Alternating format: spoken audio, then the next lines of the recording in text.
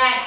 Estaven parlant aquests xiquets i diuen que les xiquetes i els xiquets poden fer el mateix. Tu què opines?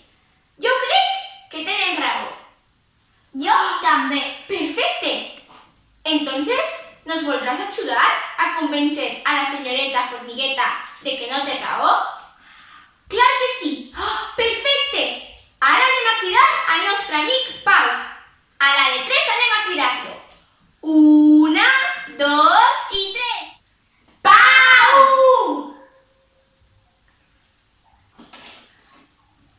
Hola, Pau!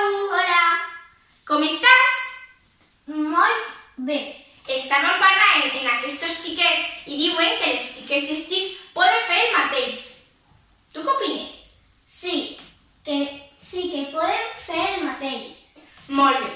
Tu ens ajudaries a convèncer a la senyoreta Formigueta de que no té raó? Sí. Vale, doncs anem a cridar a la senyora Formigueta. Ui, espera, jo tinc classe de tenis. Ui, Lara, que pena. Bueno, vés-te'n, que arribaràs tard. Demà ens veiem. Adeu, xiquets i xiquetes. I adeu a Lara. Adeu, adeu, adeu. Bueno, anem a cridar a la senyora Formigueta. Espere que li puguem convèncer de que no té raó. Anem a cridar-la a la de 3.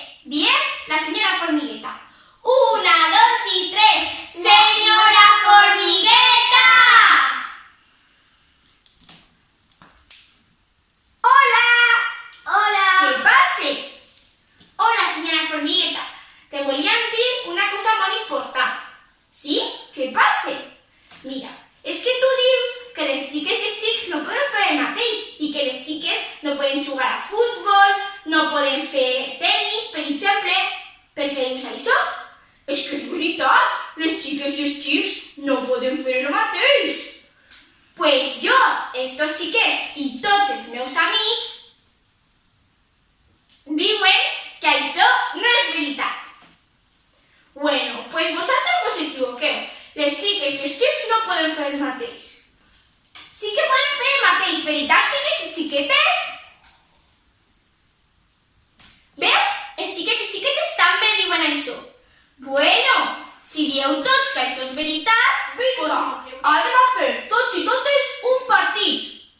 Sí, sí, sí! Adeu, xiquets i xiquetes. Gràcies per ajudar-nos. Adeu, adeu, adeu, adeu.